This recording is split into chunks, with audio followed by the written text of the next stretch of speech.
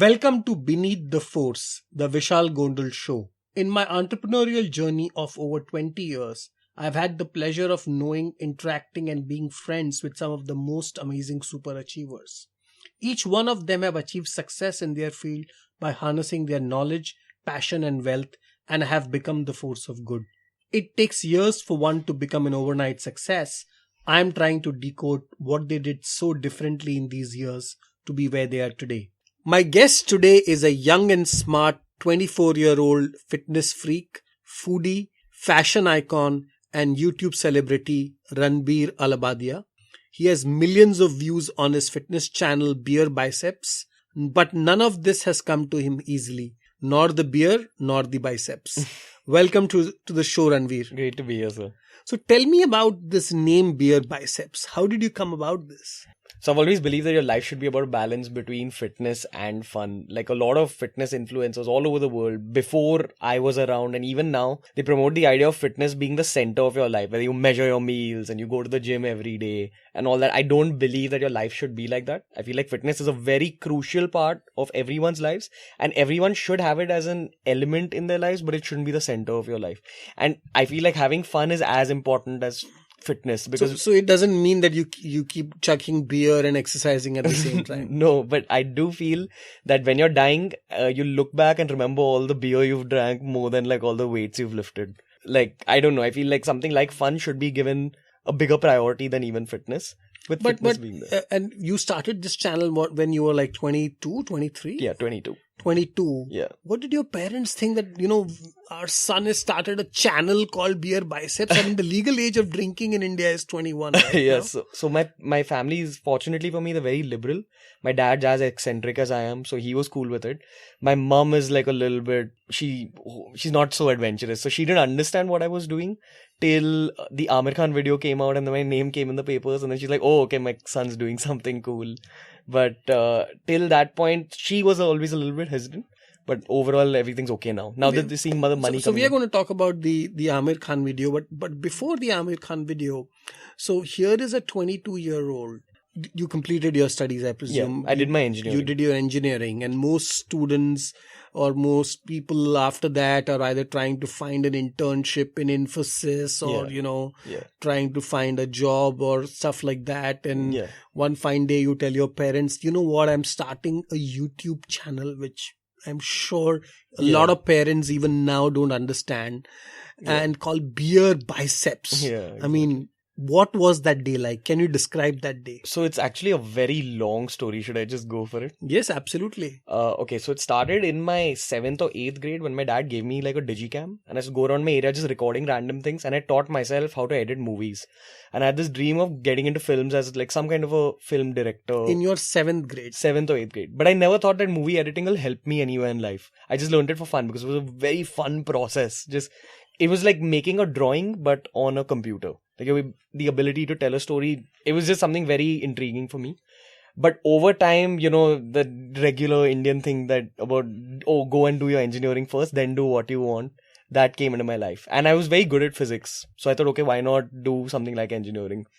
And I assumed that engineering would be all about physics and math, but it wasn't like that. Like it was, especially in India and Mumbai University, the way they teach you engineering is like, they'll focus on something like rote learning, and they'll focus on how well you write, like your handwriting. And both. Well, we can have an entire session on the education system here. In short, you hated engineering, for sure. I just got very disenchanted with it. By the end of but your family is full of doctors. I mean, how, so first of all, doing engineering itself must be a shock to them, right? 100%. So initially, everyone wanted me to become a doctor, but I have this very big phobia of blood. So phobia of blood. Yeah. So what is that? It used to make me very uncomfortable as a kid. So I always knew that I can't do medicine. And also again, medicine involves a lot of studying and I can't sit in one place. I need to keep moving around and all that. I'm not that patient. I'm not a very bookish person. And that's, a lot of people are like this, right? Yeah. But at the end of the day, their parents tell them they have to study, they have to make money, exactly. They have to settle in life. But why did you not have all these pressures? I don't know. Like, fortunately for me, like, I think my parents were just a little bit liberal with me. So they always gave me that little bit of freedom. They always told me that I should get my life sorted out.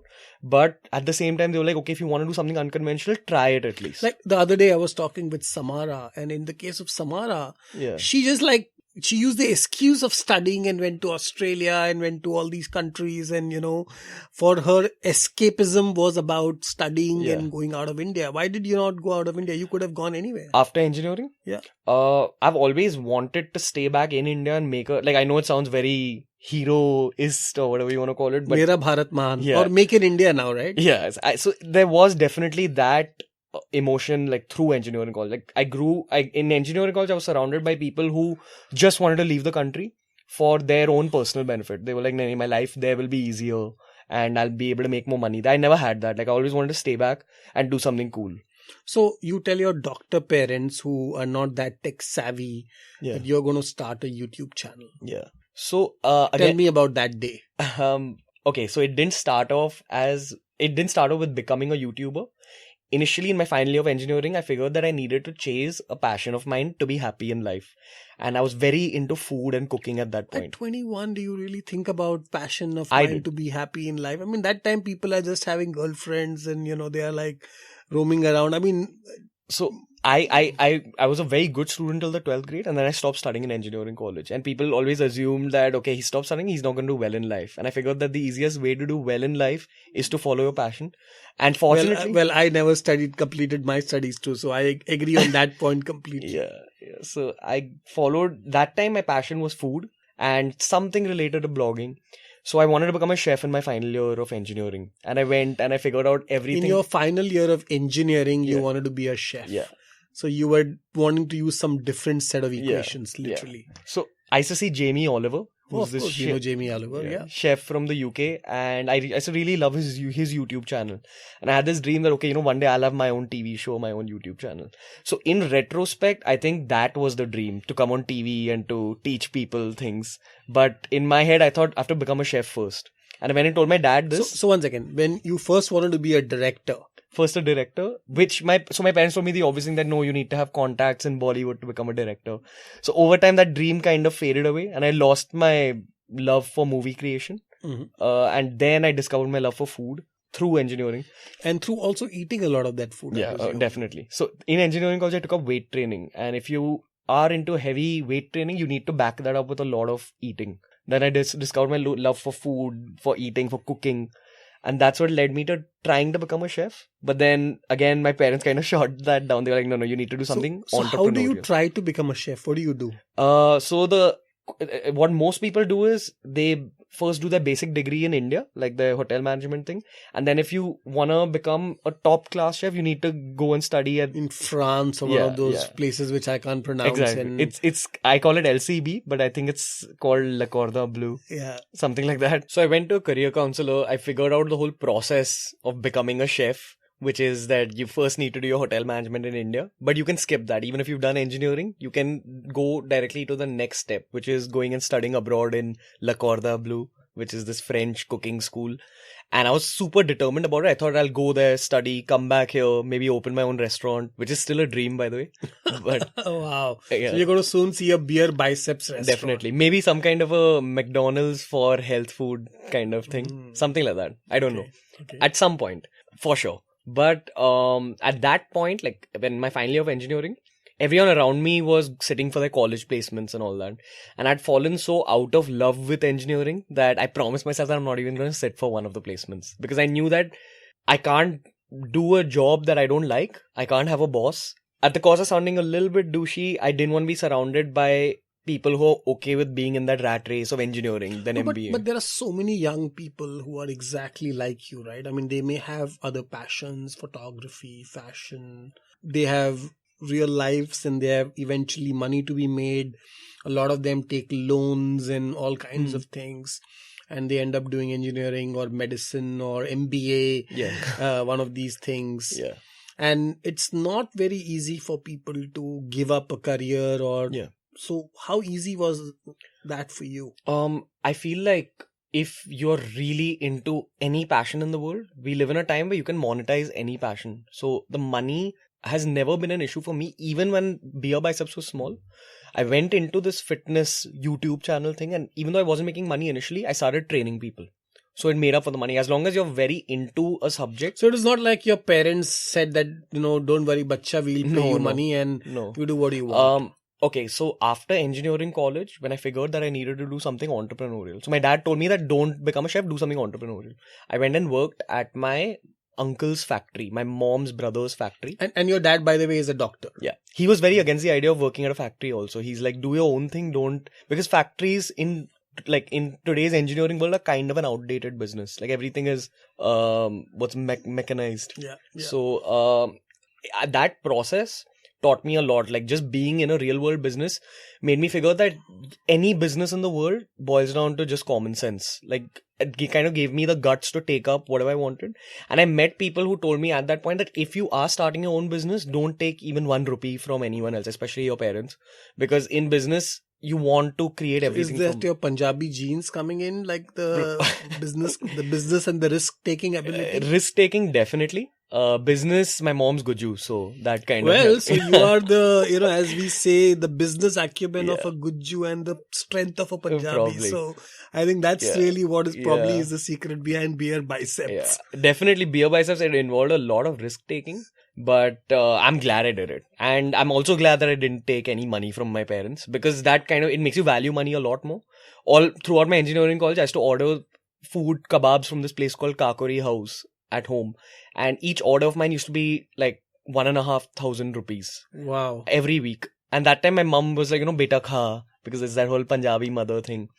She's Guju, but she's become very Punjabi now. Okay. But so she still feed me that 1,500 rupees every weekend, and I used to take that for granted. But when I came out into the real world and before Beerbiceps started, I was training people, and I used to make 750 rupees in 1 hour, and that's when I understood the value of money. So I feel like that phase was important. So when you said you were training people, you were going in gyms, or? No, I used to go to people's houses and I used to train people. With time, the money got better once I started Beerbiceps. So from training, I got this business idea of starting some kind of an Uber for fitness professionals. So you can sit at home. And when did Beerbiceps? This is all pre-Beerbiceps. Yeah, this is all pre-Beerbiceps. So for 2-3 months prior, just immediately after my engineering, for 2-3 months, I did training. I worked at my uncle's factory. I just kind of tried out different things to see what. And what kind of factory was this? This was just it's a very nerdy production engineering based factory. They make agitators, which are like industrial level mixers. Agitators. Yeah. Well, the name itself agitates. Okay, so let's not talk about that. Very different from what I'm doing right now. So you wanted to be a chef, you then worked in a factory which made agitators. Yeah. Prior to that, I wanted to be a film director. Yeah, film director, and then you ended up, doing personal training. Yeah. That is making people do weight training. Yeah. What kind of training was this? Weight training primarily. So that's what I've learned. And I assume your clients were mostly women.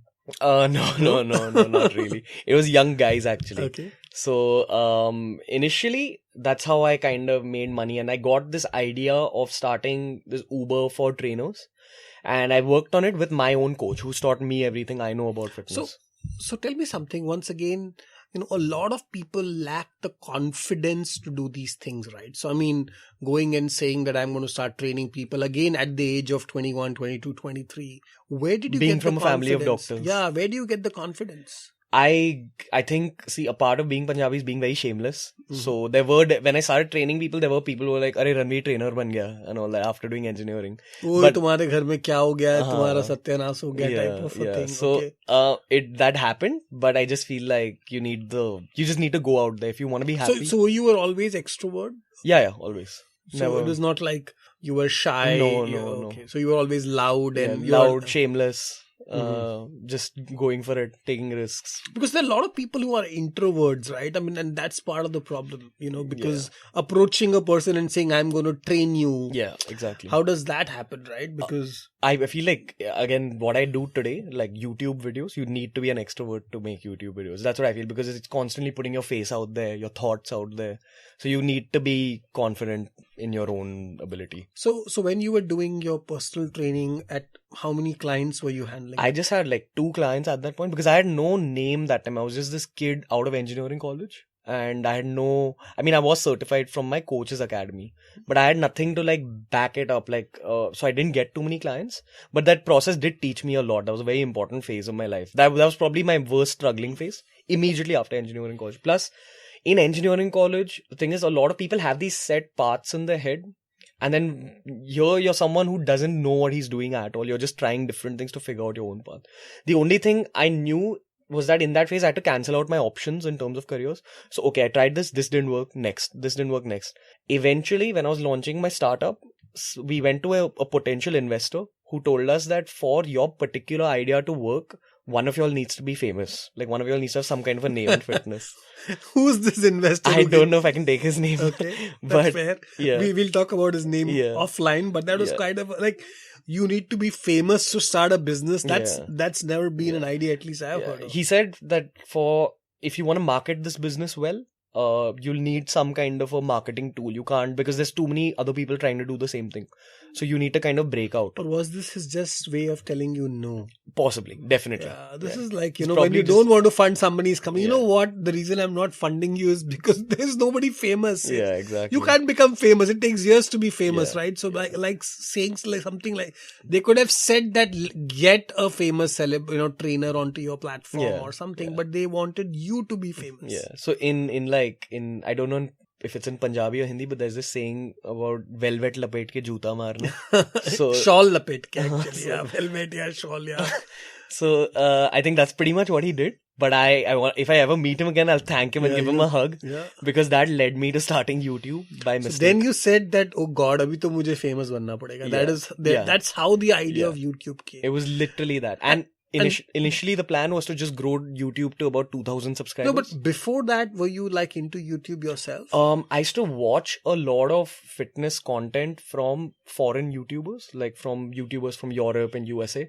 And I always thought that this is great content, but there's a lot of questions that they aren't answering, especially when it comes to the Indian audiences. They talk about beef jerky. Yeah, you can keep, a lot of that doesn't make sense in India. Here we have dal, we have upma and things like that, which are very India specific, and there's no one talking about that. Even the Indian YouTubers were copying the foreign guys, putting out the same content, and I felt like there was a gap in that market which I can capitalize on. So initially, the whole USP. So what are the kind of channels you were watching?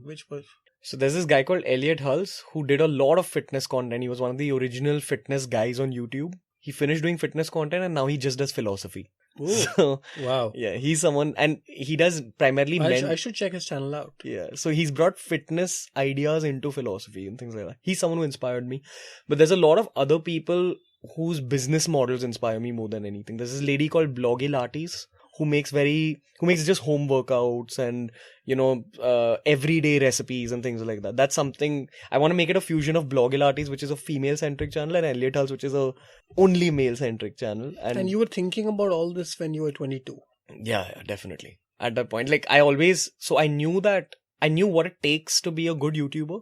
And I knew that I was fortunate enough and lucky enough to have those traits, which are the ability to... So for people out here who are not in their 20s, who are, older, I think it's very difficult for them to understand that YouTube is now becoming the mainstream source of entertainment. Yeah. In fact, you are thinking of YouTube when you are 22, it's exactly how the next generation thinks. Yeah. So I feel like when you're starting out, anything that's revolutionary or something that's out of the box, if you know that it's going to do well, that's all that matters. When I was starting out YouTube, people were like, what are you doing? You just make videos and all that. Like, even my own family, they used to be like, tu to bas video bana raha hai na, so why do you want to invest in a camera and all?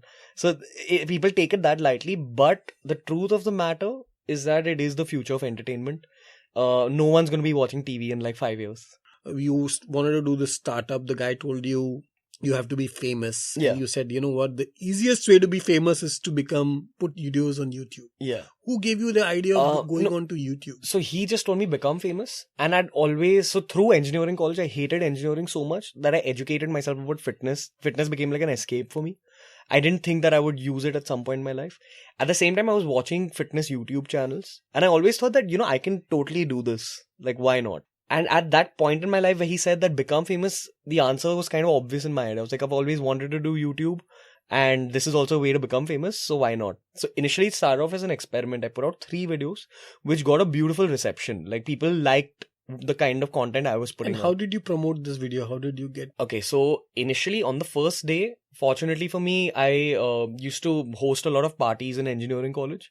So I had like a lot of friends, and a lot of them like subscribed initially. So So you literally like called your friends and said, please subscribe to my video. yeah, pretty much like please subscribe to my channel. But your growth halts after a point because all your friends aren't going to subscribe. And to get from 0 to 1,000 subscribers on YouTube is very difficult. I hit about 200 subscribers through my friends. After that, it was it was growing at like 1 subscriber a day. And this was my last option because I tried working in a factory, I tried training, I tried doing multiple internships in engineering.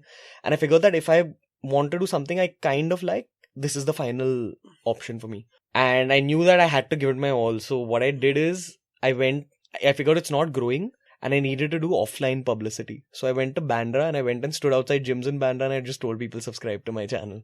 That's the amazing growth hack, right? That's literally going to the source, your target customers and say, please subscribe to my channel. Yeah. There were a lot of people who didn't care about fitness, but because I spoke to them politely, they just... So you were not like handing out leaflets to people? No, I didn't have the money to do that at that point. Because again, my parents And which gym was that? Which gyms were you going out? Bandra has a bunch of gyms. So I was primarily outside Gold's gym, this gym called I Think Fitness. And at that point, because you're struggling and you're already at rock bottom, even if people like shoo you off, you don't feel bad. So there were obviously like a lot of people who, tell you, Arey, so, this reminds me of Amanda Palmer, who talks about this thing called the power of asking. And a lot of times people just don't do the most simple thing is ask other people. Yeah. And that's what you exactly did. Yeah. You went outside a gym, hopefully meeting people who cared about fitness and said, hey, please watch my YouTube channel. Pretty much. And it worked for me. So some of those subscribers are still subscribers today. They watch the videos. And that jumped from 200 to how many more users were you able to get? So the thing with YouTube is that after you cross certain milestones, the website starts promoting you automatically. So if they see that, okay, this dude has crossed 1,000 or 2,000 subscribers, now we'll help him a little bit.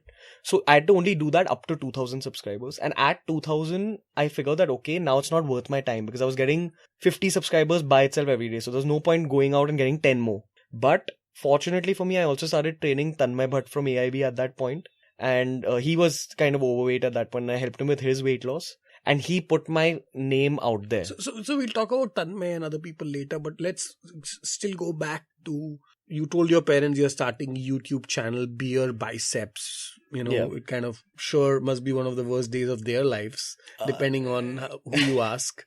No, again, like I've been very lucky, like with that. They're very like chilled parents. I know they're chilled. They must be chilled in front of you, but they must be thinking, "Oh my God, what would happen?" I feel like whenever you're chasing your passion, whether you want to become a cricketer or a singer, you need to make your parents sit down and you need to explain two things. One, how much you love it and why you love it. And two, how you're going to make money. But cricket and singer is an established profession. There is Sachin Tendulkar. There is, Arijit Singh. There are so many success. I mean, YouTube, so initially I think and this is also 3 years back, almost 2 years back when YouTube only like became more mainstream recently, right? So at that point, initially, I told my parents that I'm just doing YouTube temporarily and I'll go back to the startup. So they were like, okay, cool. If this is something related to your startup. Now it makes sense. Yeah. So like, thoda time pass kar raha hai idhar, okay. Yeah. But eventually they started like seeing that, okay, YouTube is growing now. This is growing, and they just figured that if he's building something, just let's let him build it for at least 2 years. And how easy was it for you to convince your family that this is a cool thing to do? I just told them it's a part of the startup. So they're doctors. They don't understand business in the first place. Okay, doctors. Okay. So that kind of helped. But after a point, they figured like my videos did have good information in them, and then they understood how you can make money off it. So they were cool with it. No, because I'm trying to get a key lesson here, right? So there are I'm sure a lot of people listening here who know of people or who are themselves going through a similar phase. And this is not only true for younger people. There are people who are working in jobs they absolutely hate. They are working in big companies. They are working in corporates. They have, stressful jobs. They have bosses who they hate, or their passion lies somewhere else. And how do they get out of this, and how do they kind of do this? So that's really the tough part here. So I feel like there will definitely, if you want to chase your passion, there's going to be a struggling phase for sure. Everyone has to face that. You have to be up for that struggling phase, and you have to have some kind of a business model in your mind and something that will work, and then just go for it. You have to take that risk, because if you're really in a field that you love, you won't look at it as work. And that's the biggest plus point of following this job. I work a lot, but it doesn't feel like work. So that's kind of a incentive for me personally. And I just feel like anyone who's really unhappy in their job should definitely consider leaving it, because 2017 is a time where you can monetize anything in the world. People can start gardening based YouTube channels. My cousin's starting a YouTube channels for home aquariums. That's it, because he's into home aquariums. Home aquariums? Yeah. That's how, you can monetize anything. So if you're stuck in a job where you're not happy, and you also don't have the guts to leave that job for something more adventurous, it's your fault. I have to tell you this amazing story. In China, one of our company's investor is Cheetah Mobile. Okay. And Cheetah Mobile has a celebrity cat. Okay. So it is a cat in their office whose videos are put up in Vimeo, which is their own YouTube, and they have their own Twitter and Facebook. So there is a house made for this cat, and so the cat is a celebrity, and they it's their pet, and all kinds of things are done, and there are episodes of this cat. And I was I had thought of people becoming celebrities. This cat is one of the biggest celebrities of social media in China. Yeah.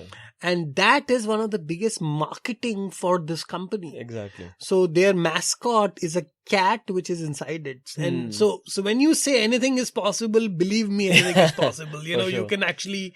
So I think if somebody is listening out there, you can today have a dog, have a donkey, and maybe have a peacock now looking at all the things going on, and make it a YouTube star. Exactly. But then the flip side is that whatever you're doing, you need to do it with consistency. Absolutely. So I'm sure even the cat pictures, they must be uploading a cat. And somebody's really passionate about cats to do this, right? I mean, and I was not able to understand why are people when I went there, people are crazy taking selfies with the cat, and that, it was that insane. Yeah. That's the world we live in now. Absolutely. So you started your channel, you got 2,000 subscribers. YouTube started promoting you. Yeah. So then how did you get Tanmay of AIB? Of course, we know Tanmay is now he's looking much healthier. Yeah. I just saw some of his pictures and one of his videos recently. So how did Tanmay Bhatt happen? Besides going up to people and telling them to subscribe, the other thing I did very early on was finding these comedians and tweeting a lot to them. I used to tweet to them on Twitter saying hey man, I'm running this fitness channel for India. Please retweet.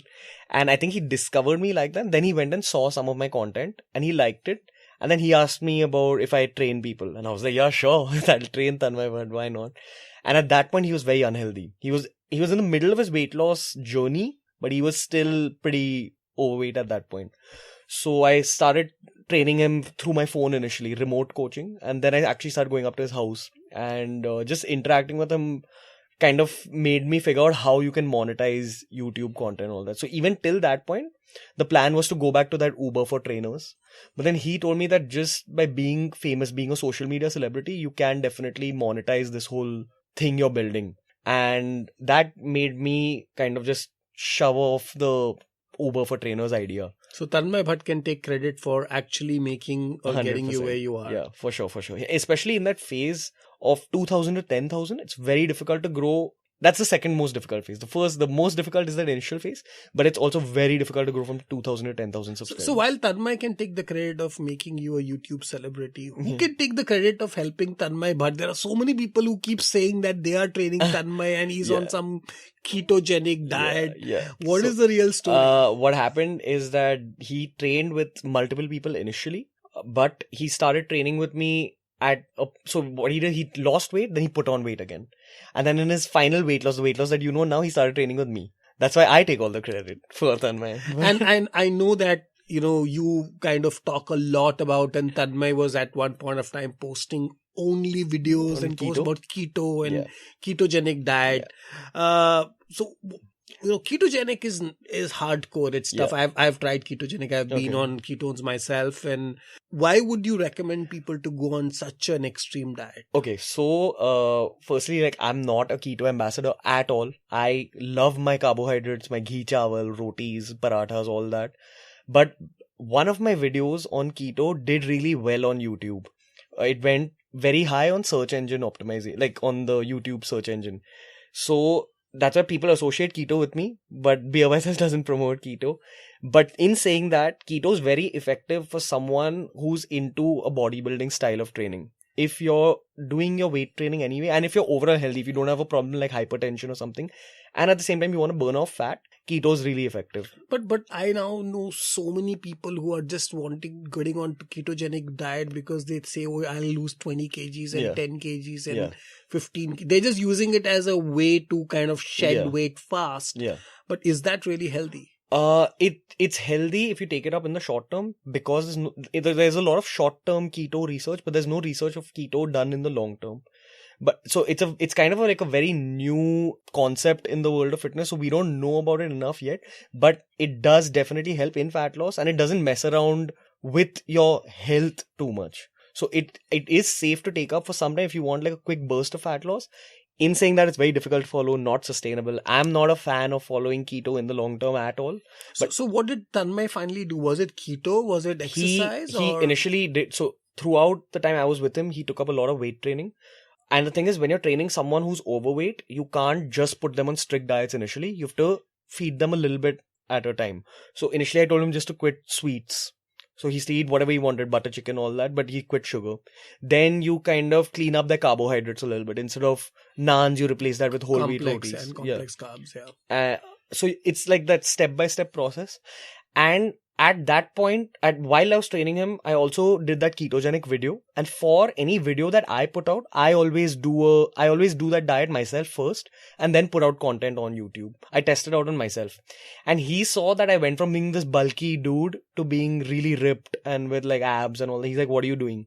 So I told him that I'm doing this diet, but it's very difficult to follow. If you want to do it, you can try it for sure. And he tried it, and he really likes non-veg, and that's a key.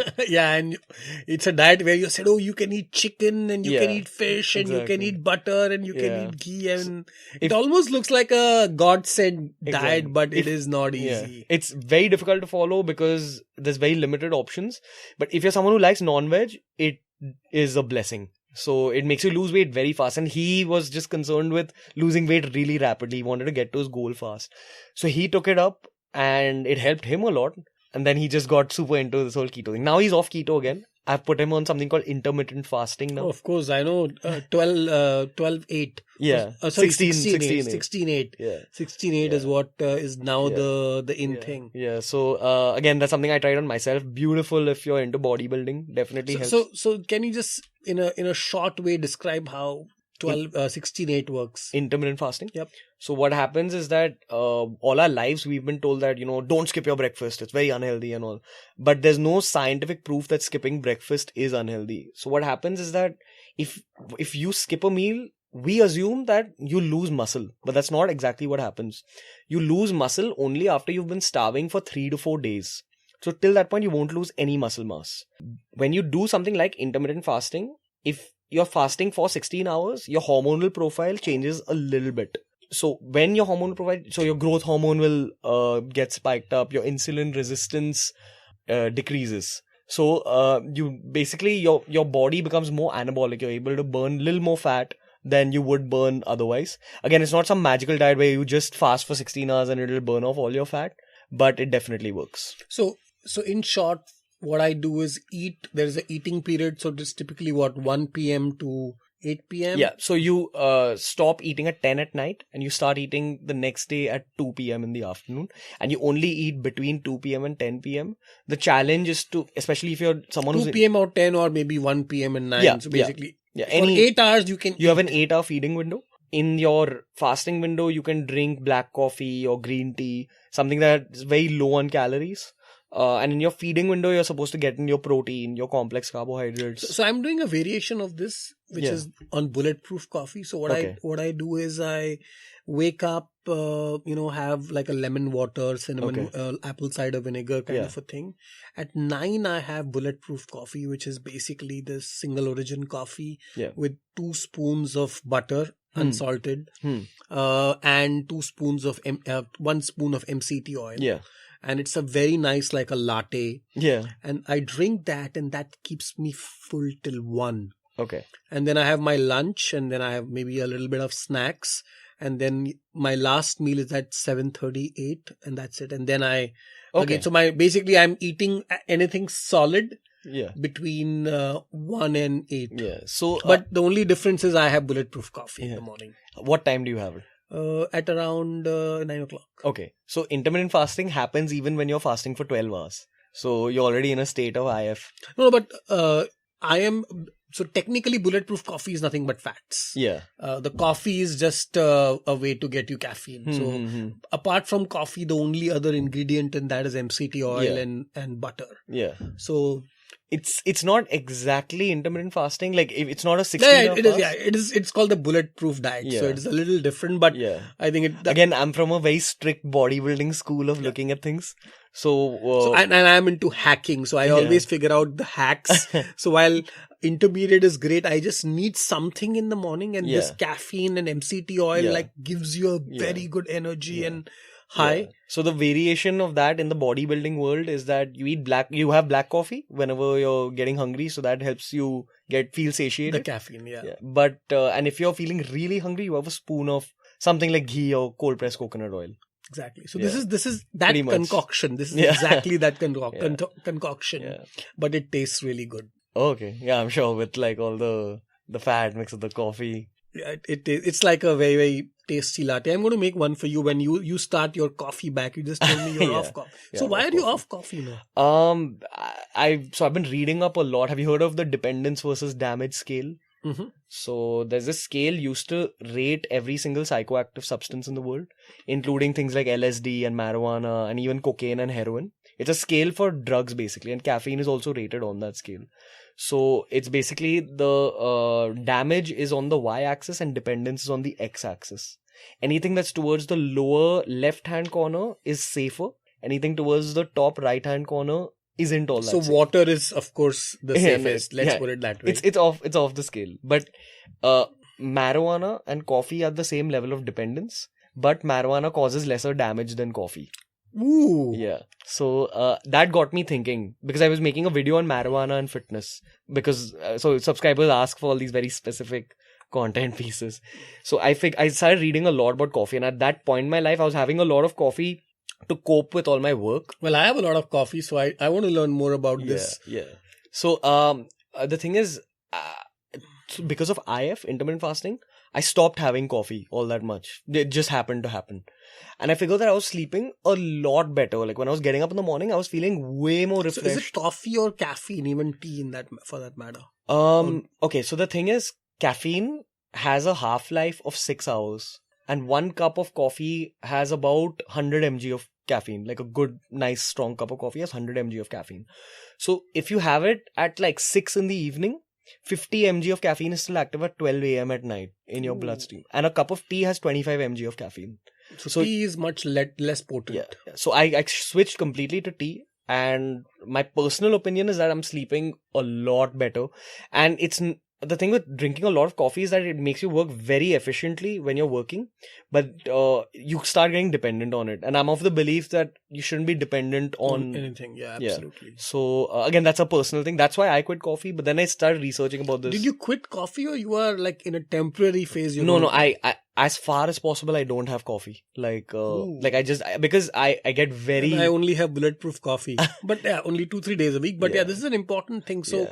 So you are actually recommending coffee is as bad as, actually worse than marijuana. Worse than marijuana, yeah. Marijuana is not that bad. That's what I've heard. The thing is, any substance can become addictive. So how can it be bad for you? What, because I coffee? thought caffeine is good in general. Caffeine does definitely help in burning of fat a little bit. It helps in fat mobilization. But it affects your sleep heavily.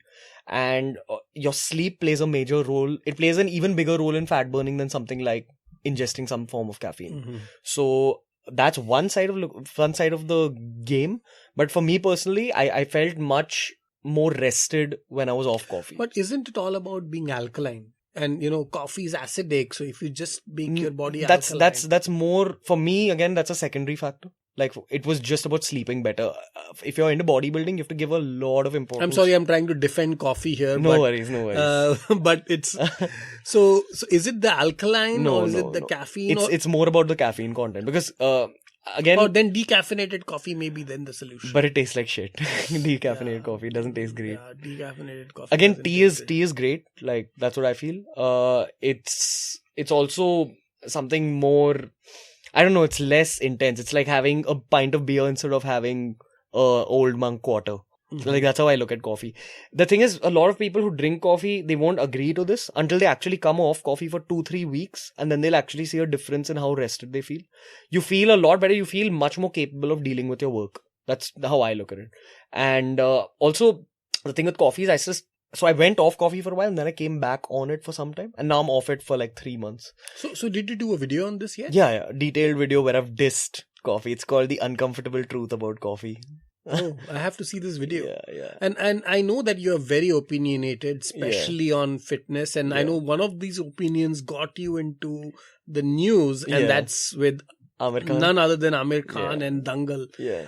Tell me what happened. So what, basically, again, if you're into bodybuilding, you reach a stage in your gymming life where you can tell who has used anabolic steroids and who has not, just by looking at them. Yeah.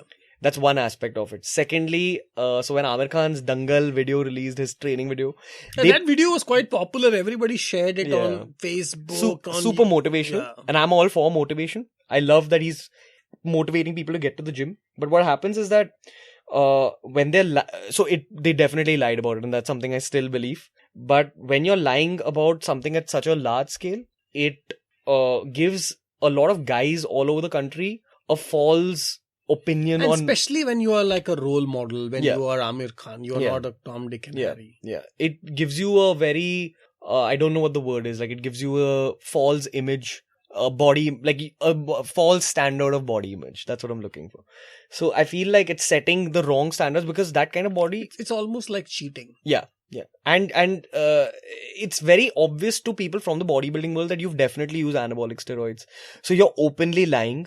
And that's all I wanted to talk about on the video. And I know this happened and you could have just tweeted, but you actually decided to make a video to kind of rebut it. Because again, if you've gymmed in any Indian gym in India, there are people who use anabolic steroids. Any gym you go to. And the way they look at anabolic steroids is that, of course, chalta, if you want to make a body, use it. It's the next thing. But that's not how it is. Like, anabolic steroids can wreck your system. There's a way of doing anabolic steroids in a safe manner. But firstly, that safe manner is very expensive. Secondly, it's very detailed. And very technical, and you need like assistant note. You can't just have some gym trainer give you something and have it, right? Yeah. And I've seen people's bodies get wrecked in front of me. I've seen guys who are like 19 years old who are having like erectile dysfunction and who are losing all their hair and they're getting back acne and these just crazy things happening at 19. So I figured that if I have that kind of platform to reach out to so many people, why not? And if you're lying so openly, your lie deserves to be exposed. So and how did your video become viral? Fortunately for me, a lot of gymmers felt the same things I did about "Arey kya bol raha, jhoot bol raha," and they kind of shared it with captions like "somebody finally spoke up" and all that. So I got a lot of support from the gymming community, and obviously then it helped my own brand also. People figured that okay, there's this guy. But you didn't do it for publicity. I mean, you were not like, I'm going to do this so that I get more popular. No, definitely. Your idea was to rebut. Definitely not. And in fact, even like I'm in the video, and I still back that claim. I'm a huge Amir Khan fan. Dil Chahta is my all-time favorite movie. And Dangal is one of my favorite movies. Yeah, exactly. And Dangal was a great movie. But this is just from a fitness perspective. Amir Khan, if you're listening to this, no offense, sorry, bro, but like, No, Amir is a great guy. Yeah. I met him a few times. I don't think so he would take offense to it. Yeah. Maybe I think it must just, like I say, it might just be an innocent. They must have just overlooked it. yeah, for sure. I mean, see, I think I gave them good publicity also. Like, But you told me that one of his trainers kind of responded. What was that? yeah, one of his trainers, they responded and they went on like a personal battle. Like they were like, oh, who's this kid? He doesn't look like he gyms. I feel like whenever you're debating and you go to a personal level, you've already lost the debate. So you had trolls? So the thing on YouTube is that right from the start, trolls will be a part of your life. Haters, trolls, whatever you want to call it. This was just one of those situations. This increased the hate a lot on YouTube. So all my videos on YouTube, you have a like and a dislike button. All my dislikes went up by 10 to 20% on all my videos. So I had fans who came on the channel and disliked every single one of my videos. This was my 150th video and they went to video number 1 and disliked that as well. Wow. Yeah. That's quite a lot of passion fans here. Yeah. Or maybe some of those trainers who wanted to just take it Yeah. back on you. Yeah. In fact, that video had such a huge impact that I have guys now who come on my social media, and if I've put something positive like don't hate people, love, like if I've captioned it with a message of loving, they be like, हाँ तूने तो आमिर खान पर ये video बनाया, तू तो बड़ा love करता है. So you can't win in situations like that, but it's okay. I still feel like I did the right thing. But so but it's okay. we all know it's an open secret that a lot of Bollywood celebrities, Yeah. movie stars, actresses, do all kinds of plastic surgery, all kinds of steroids. Yeah. A lot of Photoshop. Yeah, 100%. Helps them, but that's the part of their business. Yeah. Why are you out here to expose them? 2017, this is the power of social media. And if you're one of those people who are holding those big weapons on social media, if you have that kind of a platform, use it. Because the world isn't like what it was in 2007. 2007, you could get away with a lot. Like 2007, all of us were watching TV. So if we didn't like something coming on Nach Baliye, you'd just tell your family about it. But now, because of social media, if you figure that there's something wrong happening in the real world, educate people about it. People should know more. There should be more information out there in the real world. So this is exactly the difference of thought of a millennial, of somebody, like you, who's born, who thinks of social media like this. And then there are people who think of social media in a very, very different way. Yeah. So what is the difference? What are the young people today thinking about media in general and what's happening in the world with news and Donald Trump and ISIS? And so everything has become very to the point, I feel. Again, something like In Shorts, which is a news app, is replacing the old forms of news, which are like watching news channels and all that. Even everything is going and moving from TV onto your phones. Again, even something like entertainment. I know a lot of my friends who stopped going and watching movies. Like they do everything on Netflix and they'll use Facebook and Instagram for entertainment. It's definitely changing the world we live in. And I know there's a lot of people who don't like the idea of social media and how it takes away from your real life and all that. But that's the world we live in. You have to just accept it. The world is definitely changing. So you started this channel with like hardly 200 to 400 fans or subscribers. Yeah. Where are you today? 275,000. And that's only on YouTube. Yeah. And apart from YouTube, what are the other channels you are exposed in? Again, you'd call my occupation I'm termed as a social media influencer. So I'm definitely a YouTuber, but if you can't just rely on one platform on social media. So I have my Instagram page as well and my Facebook page as well, which I run independently. Like they are obviously related to Beerbiceps, which is my YouTube channel. But Instagram is a more personal thing. I'll put up pictures of my dogs and things like that. Again, and that also is something you can monetize. I think you also have a very, very interesting personal story. As a kid, you were completely the opposite of what you are doing today. Tell me more about that. Okay, so as a kid, I was just concerned with food. Like that was my whole life. Like I was very into food, very into eating, very into sugar, something that I'm crusading against today. But as a kid, my whole life was, okay, you come back from school and then go to your local store, go buy yourself Happy Fizz or Fanta, have it. Then buy yourself Act 2 popcorn, have it. And then I didn't even eat like my regular ghar ki sabzi. So it reached a point where my mom used to call up the local general store and tell them that if this kid comes to you, just Don't say that give nahi him mummy ne nahi bola hai. Like, Oh. and that used to happen. Then I changed my general store and she had to call up the other one. And it was this bad situation. Plus I was super rebellious, so it's not a good combination of being greedy and rebellious. And where did you study? I was in the school called Don Bosco till the 4th, and then I was in a school called Dhirubhai Ambani, the Reliance school. Okay, that's in Bandra Kurla. Yeah. That place shaped up my personality today. It got me introduced to fitness in the first place also, and it got me introduced to judo. So I'm a judo brown belt, which is like one level below black, and that was my first introduction to the world of fitness. And so what did all this overeating and all this sugar and all this unhealthy food did to you? The thing is, now if you are into any form of resistance training, which is like squatting or sit-ups or push-ups, and then you're eating unhealthy, what happens is while you're growing up, because you're getting all those excess calories, you also become very strong, but you become fat at the same time. So I was a very physically strong judo player, and I assumed that I was healthy because I was good at judo. But at the age of 15, I got something called a cholesterol stone in my gallbladder. Ooh. Yeah, so At the age of 15? At the age of 15. This happens to people when they're like 50, 60 years old. So when I went to the doctor, they were like, it's just about your eating habits. Your eating habits have caused this. So I used to order like deep dish pizzas from Domino's and finish the whole thing myself. Just like the worst possible food habits you can think of. And you thought you were a judo player, so you've earned all these things. Yeah. I was physically very strong, so I assumed that strength is health, but it wasn't like that. And in that phase, I also had 2 judo injuries. So I had a couple of surgeries on my shoulders, like each shoulder one surgery. Surgery at the age of 15? Yeah, at the age of 14. Between 14 and 16, I had 3 surgeries. So 2 on my shoulders and 1 for my gallbladder. And I just got super demotivated about fitness and life in general, and I got even fatter after that in my 11th and 12th, combined with like the world of science and engineering entrance exams and all that. It just made me very fat. But I also promised myself that the moment engineering college starts, I'll undo all this. And like, it's too much. Like if I have a cholesterol stone at the age of 15, it says a lot about your lifestyle. So I feel like I needed that phase again just to see the contrast in the world. And then in engineering college, I took up fitness in a huge way. So now I'm known as that fitness guy, but it started from being an unhealthy kid. And you know, knowing as a fitness guy, you also talk a lot about lifestyle. You are not just propagating six packs. And so how is your philosophy different than, you know, the regular fitness mantras which people keep talking about? Again, I feel like fitness is great. It should be a crucial part of everyone's life, but it should just be a part. It shouldn't be your obsession and all that. I feel like fitness is a great tool to become happier. Like I feel like if you're fit, like, you know, you'll always hear people saying, oh, fit body equals to fit mind.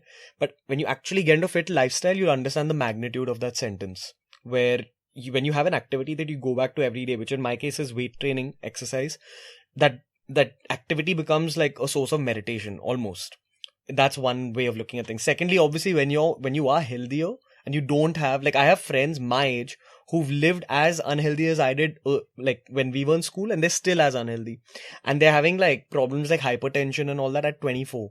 And there's a lot of other problems. I can keep talking about it, but I feel like I made like the right decision changing things up when I was 18, and I'm much happier now than I was as growing up, for sure. So you know, when at least when I grew up, and you know, for a lot of the other, let's say the last generation, fitness role models were largely movie stars. Yeah. You know, they were the only ones you talked about, bodybuilding, Sunny Deol, Salman Khan, and all these guys were really your fitness icons, Akshay Kumar. But for today's generation, is that the same, or do you really see your channel and people like you helping or replacing that? Yeah, I feel like it's not just in fitness, but in every sphere, icons, this concept of an icon is changing. It's because we go and watch movies probably like once a month, twice a month, but you go on Instagram every day. So you're constantly getting that feed of the person you look up to. A lot of people, I know that they follow me for what people call motivation. Again, I don't do that intentionally. I'm just putting out my life there. And people are seeing that, okay, this guy's eating clean and he's also drinking beer but still staying fit at the same time. They kind of get inspired by all that. So this whole concept of an icon and a fitness person you look up to is definitely changing because of social media again. So I feel like people like me are the celebrities of the future without sounding like arrogant. No, and I think it's also because you are being yourself. You are Yeah, truthful, 100%. so you can't fake it 100%, on yeah, social media. yeah, While being a movie star, things Exactly. can be photoshopped, and people are very intelligent today, so they will figure out if someone's faking it. And this is something that I learned very early on. Like, I was told this by a fellow influencer before I started Beerbiceps. And the one piece of advice they'd given me is that always be yourself and be honest with your work. Like, put out honest content. That's what I've always done, and that's what I think people can see. So they and believe me, that's also about business. So at GOQii, for example, the whole reason I started it is because first I experienced it myself, and similarly, whatever diet, whatever exercise, whatever experience we talk about, largely I have myself gone through it, or somebody in my team who has gone through it.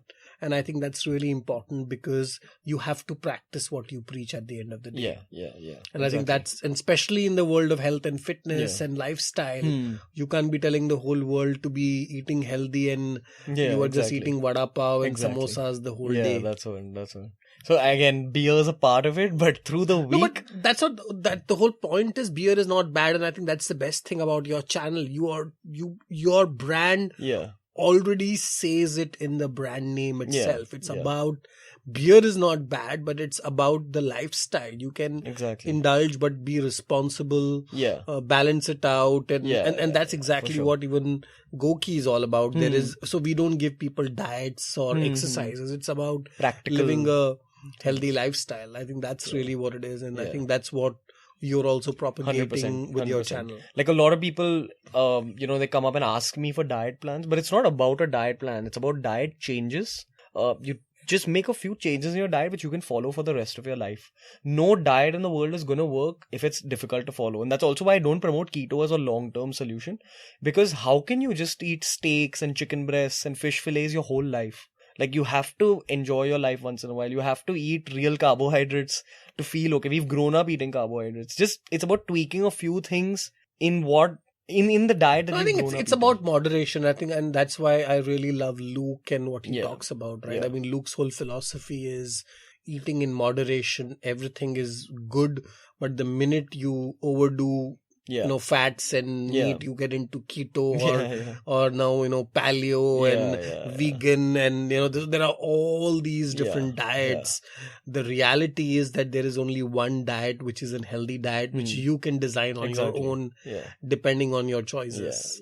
And the other good thing is that because we're living in India, traditionally Indian diets are very healthy, but it's just that recently we've kind of gone and started eating white rice, which isn't an Indian concept. In India, people only ate brown rice earlier on. And the Kerala rice, the red rice, and the rice in all these places, and the fermented rice, for example, idli is actually healthy because of the fermentation process it goes through. Generally, like, the Indian diet is really good. It's just been kind of ruined because of all these British concepts. I feel like that's the legacy of the British, that they've left back all these sweets and I don't know. I feel like because we're being inspired by the West, a lot of these core Indian concepts. But it's really interesting, and I was so inspired when I read the news today that Virat Kohli, for example, has decided not to endorse Pepsi because he doesn't consume Pepsi on his own.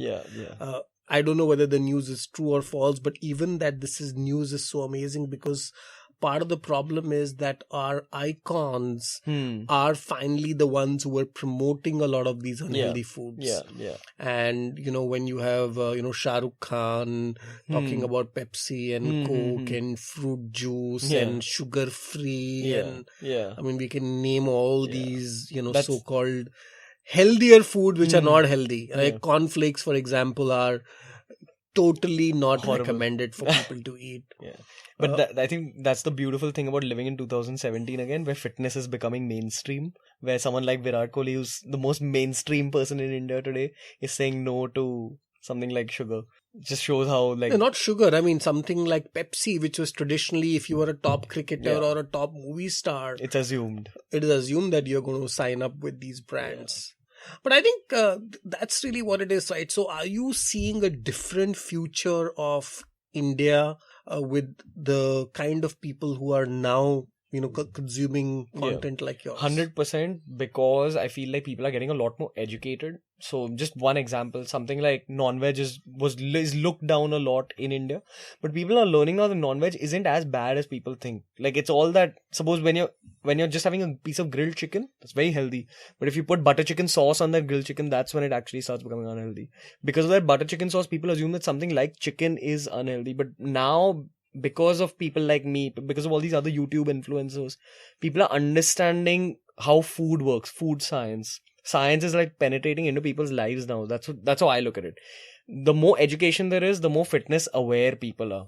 And the more aware they are, the more mainstream fitness gets. So that's why I feel like fitness is becoming a more mainstream thing. More people are getting into it, and my generation, even if they aren't into something like weight training or bodybuilding, they at least have some level of fitness consciousness in their heads. But isn't this also about people wanting to look for shortcuts? I mean, a lot of times people are like, just tell me what to do to get 6 packs, or tell me how to lose 20 kgs, and I feel like that's slowly changing, because again, we grew up at a time where telemarketing was a big deal, where you used to see those ads of those ab machines, and you can get 6 packs. The sauna, the sauna belt. Yeah, the belt. So it creates a certain perception in your head growing up where you think that that's reality.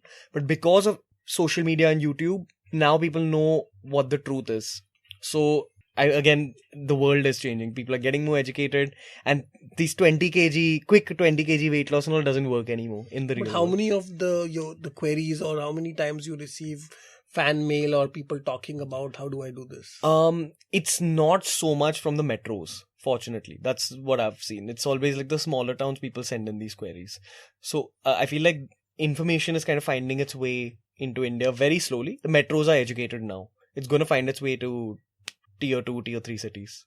And what is the most popular question you receive from people? Belly fat. Like everyone wants to lose their bellies. Like, even if you're in shape, you still have a bit of belly. But that's just the downside to being Indian. We're genetically prone to depositing a little bit more belly fat than other. And I think also there was this thing that if you have belly fat, you're doing well in life, right? That is khate peete ghar ka hai. Khate peete ghar ka hai. I think that is now definitely changing in a way, and people are wanting to change that. So coming back to your so you were extremely unfit. Then what changed to make you become this healthy version of yourself, to become personal training? Okay, so in two things. Firstly, when I had my gallbladder operation, that was my last of the 3 surgeries, and I was just sick of having surgeries. Even my injuries had happened because of my weight issues. I had fallen on my arm.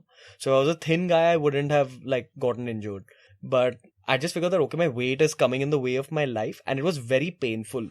I've broken my ribs in the past, and this was more painful than that. And when I was on that hospital bed, I was completely drugged up. And in my drugged up state, I kind of promised myself that I have to change it. So I always had that goal in my head. But I was like, let my 11th and 12th get past me, and then I'll figure out. And fortunately for me, in engineering college, I went and I looked for a trainer who could help me fix my shoulder injuries, which hadn't recovered till then. And how did you find this trainer, and who's this? A friend of mine had similar injuries, so he had recommended that, go and check out this trainer in our area. Fortunately, he was in my area also, which is a huge plus point if you're trying to find a gym for yourself. He told me that this guy owns a gym, and he really knows his stuff. And I went to him, and he made me fall in love with the science side of fitness. And that's also what I promote on the channel today. When I figured that all this beautiful information he's giving me, it's not there in any book, it's not there online. Even these YouTubers who are abroad, they aren't putting out this level of information out there. So what I do on the channel today is definitely a reflection of his thought process. My coach is someone I look up to. His name is Binny Sridharan. One of the most knowledgeable people I've ever met when it comes to fitness, health, nutrition. Still helps me today. If I have some kind of an opinion about some fitness related thing, I'll always take his opinion as well, just to see what he thinks. He's played a huge role in my life. And then he made me fall in love with this process.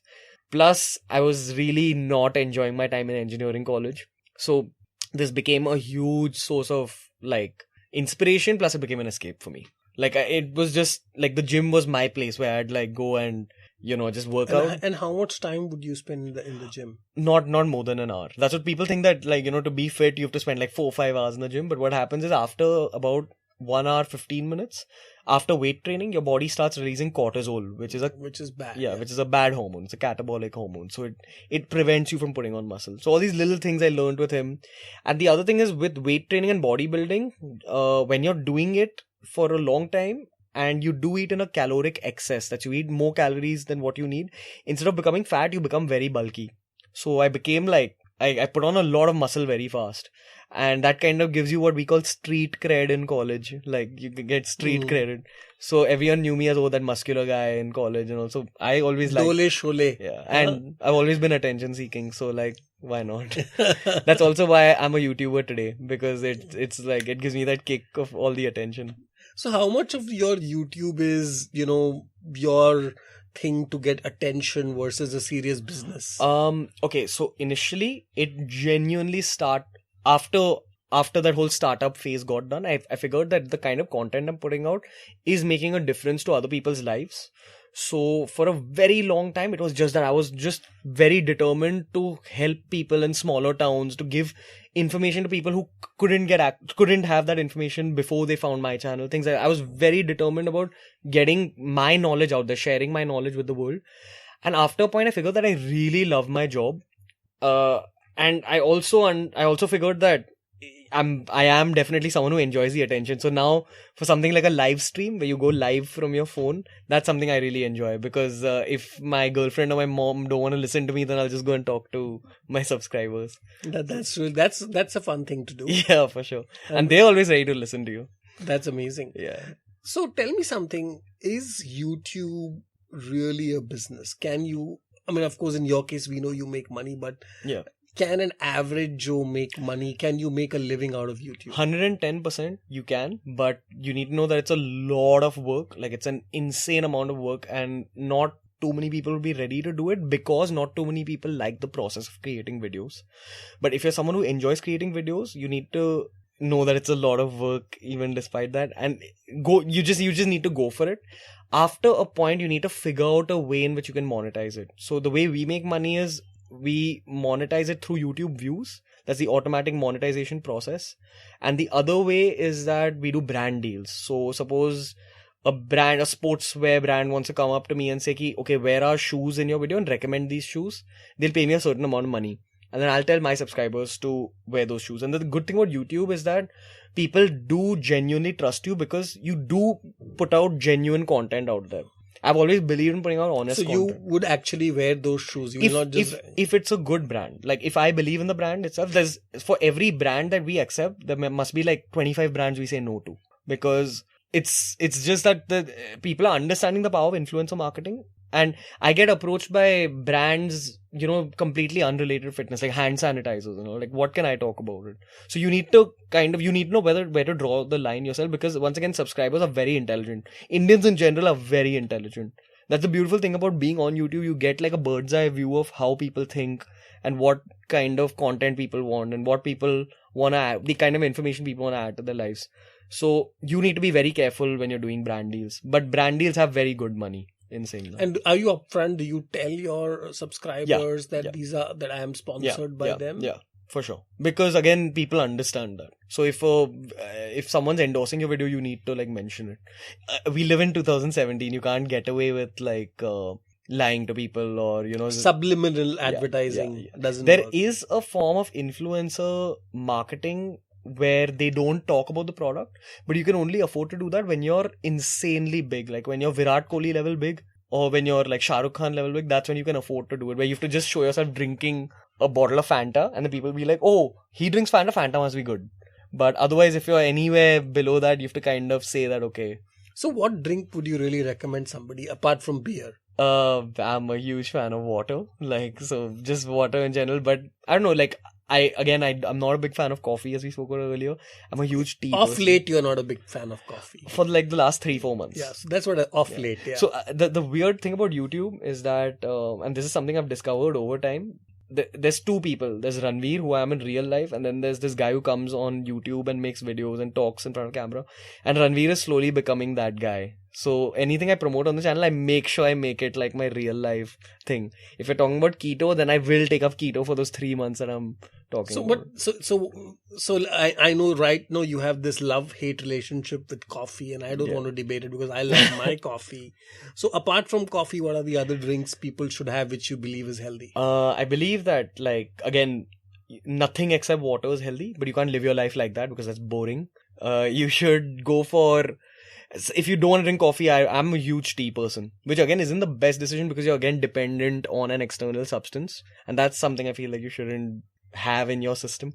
And do you have this really milky chai like a Punjabi style? Yeah, something like that. Anything with any dairy is great. And what are your views on milk? So I am not of the opinion, so there's a lot of propaganda that says, oh, milk causes cancer and dairy does this and dairy does that. A lot of how food affects your body is related to how your ancestors have eaten and how the people from your ethnicity have eaten all their lives. Like something like gluten-free doesn't even apply to Indians because all our lives our ancestors have had something like wheat. So it doesn't affect our bodies the same way it affects people from the States. Same way, I would like to believe that my Punjabi ancestors ate a lot of paneer and ghee, and I can eat a lot of paneer and ghee. But well, that's not really that healthy in that sense. But ghee is healthy, right? I mean, when you talk it's about full of MCTs. So whether it is ghee or coconut oil for that matter. Yeah, for sure. What do you tell vegetarians? Because there's one of the big problems of vegetarians is that they're not getting protein and they're deficient of many other things. So I do recommend that vegetarians have a lot of dairy, at least paneer, like a serving of paneer every day. And secondly, the thing with being a vegetarian is that you need to keep changing up your protein sources. Now the thing with there's only paneer. What else can they have? So soya maybe. Wheat products have a lot of protein, have more protein than people know. So about I think 100 grams of a wheat flour has about 11 grams of protein, which is good for a vegetarian source. Again, you can't compare to something like chicken or meat, but it's pretty good for a vegetarian. 100 grams of wheat is like having how many rotis now, right? One roti would have about 3-4 grams of protein. 3 grams-ish. So again, I promote, especially with bodybuilding, where you need so much of carbohydrate. You can't have 5 rotis to get 15 grams of protein. I promote the idea of having upma a lot. Upma is one of the superfoods that's not considered a superfood in India for some reason. It's made from semolina, which is a wheat derivative again. And again, it's high on protein. But then other than that, we've got our usual dal. There's something called khichda, it's like a khichdi made from broken wheat. That's dalia. Dalia, yeah. And it's cooked with like a bunch of other dals. So the thing with being a vegetarian is that the protein sources you are getting are not complete proteins. Now to synthesize one bit of muscle inside your body, you need to it's like you need to complete a jigsaw piece of 9 pieces, and those are 9 essential amino acids. If you eat a piece of chicken, you're getting all those 9 essential amino acids. But with vegetarian protein, you have to combine. Yeah, you have to combine it using different sources. Different sources give you different amounts of those 9 pieces. And what is the best combination in your opinion? You have to just there's no best combination. You just keep changing up your sources constantly. So don't eat the same dal every day. That's like a quick hack.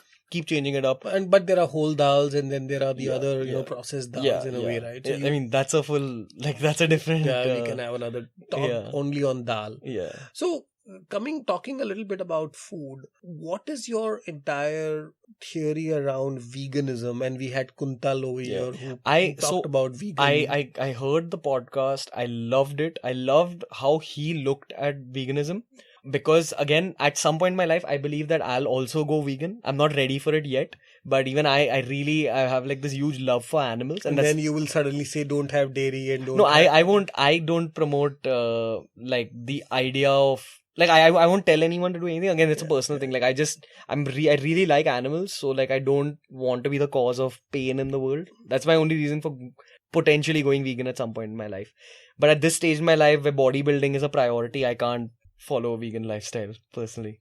But my view on it is that you definitely can take it up with the use of supplements. He spoke about D12 and B3. If you have access to those supplements, it's okay. You can go for it. I wouldn't go for it because even if I go I might be able to go vegetarian, but I can't give up on my eggs and dairy at least. I need that little bit of, I don't know, umami. Do you know what umami is? Yeah, absolutely. It's like a taste in your mouth. So you can't get umami in your mouth through vegan food. Technically, you can get through mushrooms, but I don't know. I'm not mentally strong enough to give up on my eggs and dairy at all. Well, you gave up on coffee, which was, you like coffee a lot. Yeah, but coffee is still... So once you give up on coffee, And I, again, at the So cost. do you know there's one thing you'll never give up? What? Is there anything like Oh, this? you ask.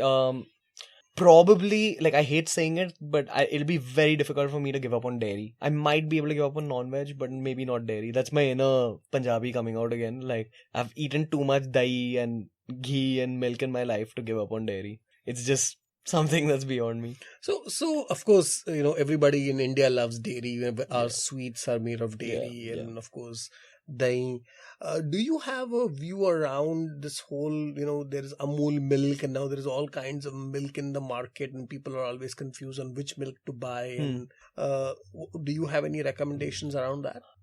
So to be honest, all the big companies in India, there's not a lot of information about how they process their products. I don't know yet, but if you have access to organic milk, I'm always of the opinion that you should go completely organic. Yeah, that's something I want to move to at some point in my life. When I can afford to keep a few cows at home, I'll definitely do something like that, where you get like fresh milk. Yeah, but being organic is tough in India, right? I mean, it's 100%, all, 100%. there's an entire challenge around it. Yeah, for sure. So coming back to your YouTube, so now you are doing fairly well with your YouTube channel. Yeah. And you've now started even working with other YouTubers. So Yeah. that was interesting. Yeah. So tell me more about that idea, and what are you thinking about as a business over there? Okay, so firstly, like, I get very, I don't get bored, but I need new challenges to keep myself motivated. So it arose from that thought. And secondly, I was from an engineering college. I went back to my engineering college one day to give a talk, and I spoke to one of my juniors about doing brand deals for me, managing the business side of things. He did some really good work for me on that front, and we figured that we can replicate this with other bloggers as well.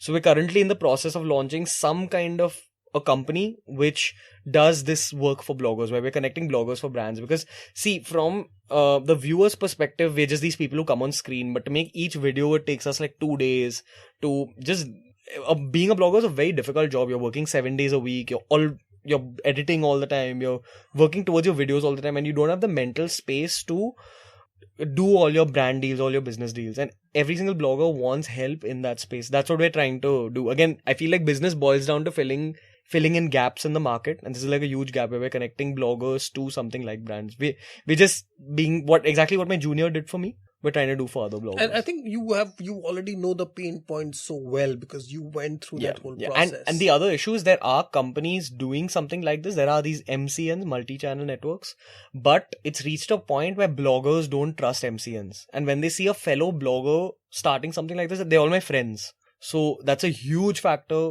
with us, at least. Like, a lot of people are ready to work with us just because of this. And you've also now started trying other themes like fashion and all of that. So that boils down once again to me not being content with just doing one kind of one piece of content on my channel. So I love fitness. Fitness is the backbone of my life. My full career is built from fitness.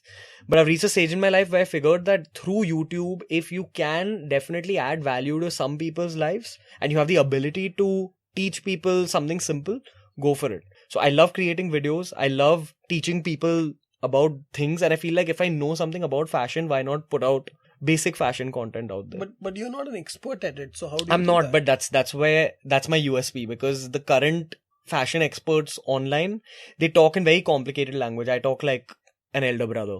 I don't know if I can call it that, but yeah, like when people are making videos about the best kind of sherwanis to wear to weddings, I'm making videos on how to match colors, how to match your t-shirt with your pants. So again, it's about filling that gap in the market. Well, all I can tell you is I am not a customer of yours because my fashion's philosophy is only one: wear anything which is red. Yeah, I know, I heard of this. Each to his own, but like I feel like again the newer generation is very superficial. So in a good way, I mean, it's just how it is. So I feel like if they want to learn something about fashion, why not? If I have the tools to teach them. So in fact, one of my personal hacks of life, and which has helped me improve my productivity, is not having to decide what clothes to wear. Yeah. And according to me, fashion is very stressful because you are constantly thinking what to match and which bag. And I see my wife and other women and other people who are like constantly hyperactive to match, mix and match things. Yeah. And in my case, I have the most simple decision to do, that is wear red. To be honest, I think exactly like you, where I used to look at it as stressful, but my job calls for me looking out for my fashion sense now. Like if I step No, out. so fashion is not your passion then. That's what you're saying. My passion is video creation. If I can create videos that'll help people in any way, that's what's hitting the mark with my passion. So even now, I don't consider, I do know a lot about fitness and I'm certified, but I don't consider myself a fitness expert. I don't consider myself a fashion expert. I consider myself a video creator who likes helping people. So you are a communicator. You are Yeah. an entertainer. Yeah, for sure. And right now it's fitness, it's fashion. Day after tomorrow you could be talking about technology. Yeah. You could be... I do a lot of men's life coaching. So about communication skills, etiquette, how careers, entrepreneurship. I just talk about whatever I know. Or again, I'm just 24, so I'm learning new things every day. And if I have like a new skill that I learned, I make it a point to put it on the channel in a beautiful way through a beautiful video. Something that people will watch, enjoy. So what is an example of that? What did you do? Okay. So when I started Beerbiceps, when I had to go up to people on the road and tell them to subscribe, that made me very confident. That improved my communication skills. And there were a lot of things I learned in that phase.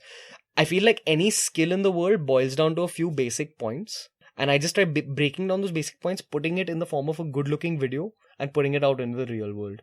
And through doing that, I'm enjoying my own passion of creating videos and I'm helping people by adding value to their lives. And what kind of gear do you have? I mean, do you have very expensive equipment to do this? If you want to become a YouTuber, initially, you just need to use your phone, use basic equipment, see if you like the process first. If you like editing, that's when you think of upgrading. And as you progress, then you keep buying better, fancier equipment.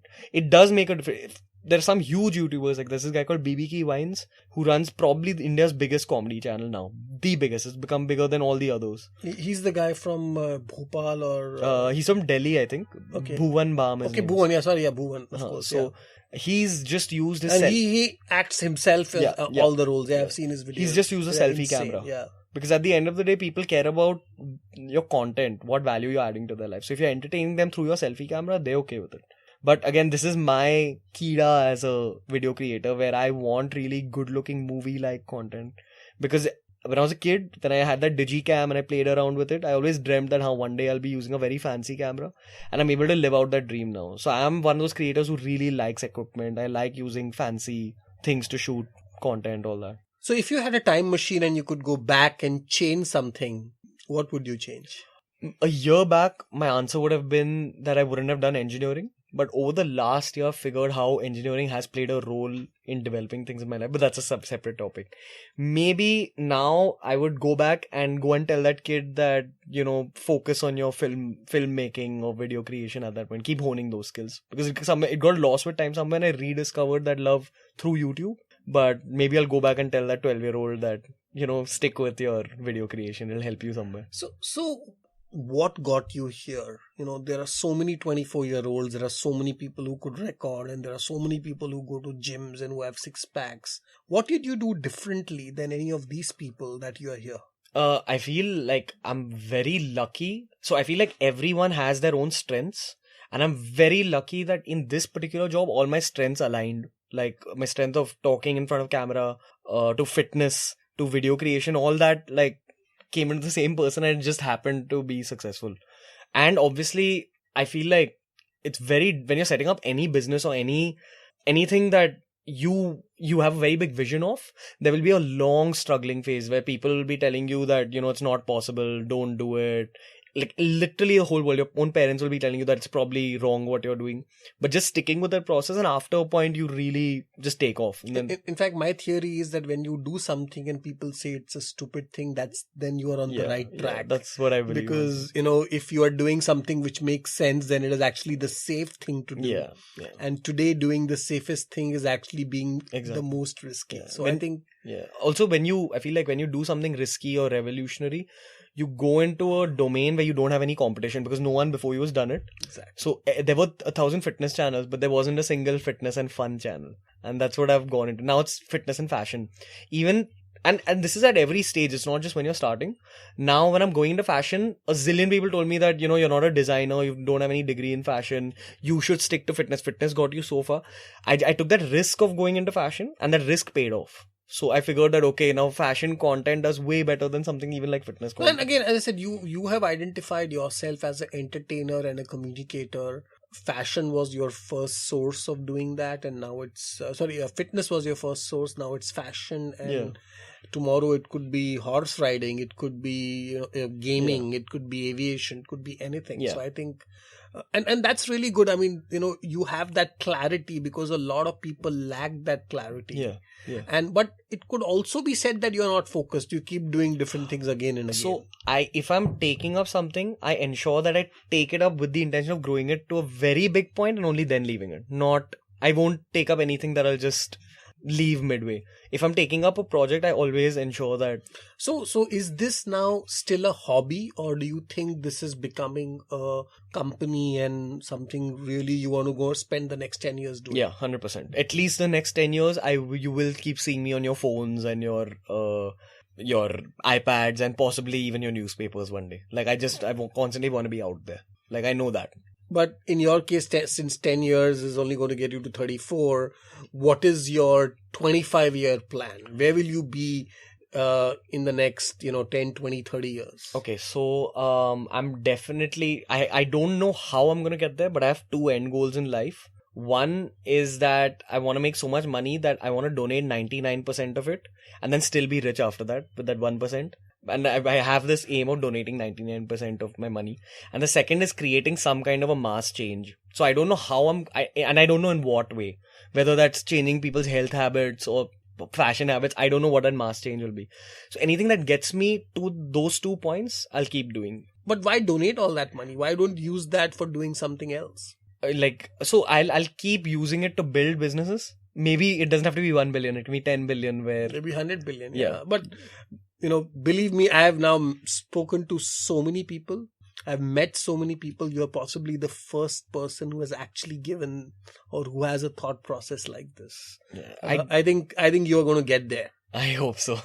Right now, like I'm very obsessed with my work, and people have told me that it's unhealthy how obsessed with my product is my obsession, but I can't help it because I have that goal in mind and I have to get there. And if I don't get there, I won't be happy. Like in life, I know that like I want to make some kind of a mass change, and if that has to come through money, then work towards money. So one is, let's say, the money part, and you're anyway donating everything. But what is the mass change? What do you mean by mass change? I don't have an answer for that, to be honest. But it's something I've always known. So I'll give you an example. Something like engineering. In India, engineering is looked up to as, oh wow, this is such a beautiful profession where people look up to engineering. Amir Khan did an amazing 3 Idiots movie where we know all about engineering. Yeah. No, but it's much worse than 3 Idiots. 3 Idiots came out in my 12th standard and I should have taken notes, but I didn't, and I still went for engineering. And there's a full world of engineering that the outside world doesn't know about. In India, it's not taught well. In India, it's based on rote learning. It's based on... Forget engineering. I mean... Anything is, and we can have a different session on our education system. Yeah. So exactly about the Indian education system, I want to get that message out there that I suffered for 4 years. Other kids after me shouldn't be suffering the way I did. Like, I learned a lot and I did pick up skills and I met some amazing people who I still work with today. But I don't want other kids to suffer like the way I did. So that's one kind of change I want to put out there. But a mass change would be, I don't know, like I feel like I'm even though I have like so much work on, I'm a very happy person. So if I can just put out some thoughts out there to make the world happier, why not? Through like my work. So do you want to be like a motivation speaker? That's definitely a part of it. Motivational speaking is definitely like a part of my long-term goal. Because I feel like if you have the ability to invoke some kind of emotion in someone else, whatever that is, you should definitely capitalize on that. You are young, you are smart, you are good looking. What about Bollywood? No, not Bollywood so much. It's again, Bollywood, I feel like it's a virtual world. A Bollywood actor acts in movies, and I respect that maybe they it's fake. I mean, you think a lot of Bollywood is fake. I'd rather be known for my brains than my looks. Like that's how I look at it. Like it's not Bollywood. Yeah, I don't want to call it a fake world, because even those people are very hardworking. Because I've seen how this world works. I've seen how much they work. They work harder than the average person. That's how they've reached where they've reached. But that's not for me. Yeah. Like I feel like if I want to donate 99% of my wealth, like it won't come through movies. Yeah.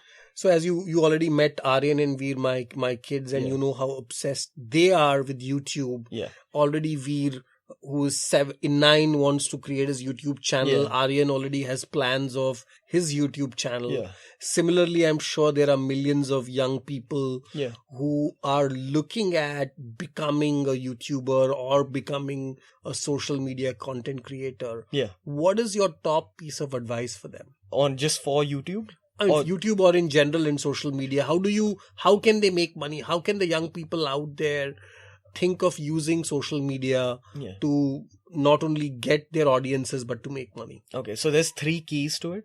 The first is that you'll only do well on social media if you add some kind of value to other people's lives. And this applies to any business. If you give someone value, that's when the customers will return. So add value. Secondly, do it with consistency. It's like a lot of work and it'll take a lot out of you. But if you want to make it big, like you have to hustle very hard. And the third, I don't like talking about this much, but when you are on social media, this is a new age of celebrityhood. I don't know if you can call it that. But what happens is that there's immediate responses and there's immediate validation and immediate hate. So if you're not someone who has a thick skin, don't go into this field. Yeah, because there's another whole extreme of cyberbullying. Yeah, and, yeah, you know, for sure, kids. for sure. getting- I know bloggers who've left their jobs purely because of the hate. They can't take how much hate there is. And it's a part of being famous in 2017. Like, you will get people who'll tell you that you're a piece of shit, but you just have to get past that. I mean, that's what they're full-time. People just use this as to remove their frustration, I think. Yeah. Like, heal people, but hurt people. So, like, it's the problem lies with them, but it's a part of living in this world. And that's also the change I'm talking about. Like, there's this influencer from USA called Gary Vaynerchuk, and he promotes the idea about motivation as content. He says that if you have the ability to put out positivity into the real world, put it out there. Like, because there's so much negativity on the internet, if you're an influencer, you have the ability to just kind of at least push away a little bit of the negativity through your thoughts and your videos and your content. So he's requested influencers to do that, and that's something I follow consciously on my channel, where I continuously put out positivity and I don't respond to any negativity. So, and that's worked for me a lot. So I would, if you're a young influencer watching this, that's another thought. No, but I think this is not just for a young influencer. I would say this is in general. I think, a lot of people who are now on Facebook and Twitter get into fights with others and, are commenting and, and that's exactly, I think this is a problem with everybody on social media, including presidents and Bollywood stars and ministers and journalists, right? I mean, this is a place where if you don't like something, just ignore it and move on. There, if you're going to, fight with every dog who barks on the road, you're never going to reach your destination. Yeah, exactly. So I agree. And that's also where the other thing about consistency comes into play. A lot of people can't keep up with the consistency because they stop and look at all the dogs, or it's not just the dogs, it's your own friends and family people telling you that why are you doing this. When I was starting, a zillion people, my whole gym told me that why are you doing this? You're not even that big, which is true. I'm not like the most buff guy. 1, because I don't do steroids. 2, because that's not the kind of body I'm chasing. I'm chasing just health. So a lot of people told me that it can't happen, but if you just continuously get past. At every stage, people are going to tell you that it can't happen. But if you keep going forward, one day, just what you've achieved will kind of shut down. Believe in yourself. Yeah. I mean, believe in yourself, and that's really what you want. But at the same time, you have to put out value. So if there are people who believe in themselves, but they go and start a YouTube channel, but they're not adding any value to anyone's life. So you need to understand, at the end of the day, if you want to take this up as your career, if it's a career, that means you're making money, and you'll only make money if you're running a business, and you'll only run a business if you're adding value. I must tell you, Ranveer, some of the stuff you have said is more insightful than what I've heard from some CEOs and people who are way smarter than me. So really hats off to you. And I think that kind of really resonates on why you've been able to do this so successfully. And I think it's quite clear that whatever you do in the future will be amazing. Thank you so much. But before I go that, I want to understand, what is your daily routine? What do you personally do in your life to be energetic and do, because you have a stressful life too, making all these videos and responding to sponsors and all of that. Yeah. So, should I take you through my day, or should I just give you like life hacks? Whatever you feel like. Okay. So I'll quickly take you through my day, but I'll tell you 2 more important things that have helped me throughout. So my day, firstly, I'm a morning person, but since I started YouTube, you'll hear a lot of creative people telling you this, where they say that your brain works much better creatively at night. So I work late into the night. I work till like 4 or 5 a.m. And because I'm into bodybuilding, you need to back that up with sleep. So I sleep a lot. I sleep for at least 8 hours. So I get up at around 12, 1. But from the moment we get up at like 12, 1 o'clock till that 4 a.m., we'll continuously work with like a few breaks in the middle for the gym, for whatever, just to chill a little bit, take a step back. But we're working 7 days a week, me and my team, like, and they all create. They're all in that same boat. They want to achieve something big and they're all in that creative field. They love making video content. So we work almost... So you're not one of those guys who will wake up at 6 in the morning and do things. I do want to become that person and I've tried it, but I don't want to put it that way, but my job probably doesn't allow me to do that, because I just work...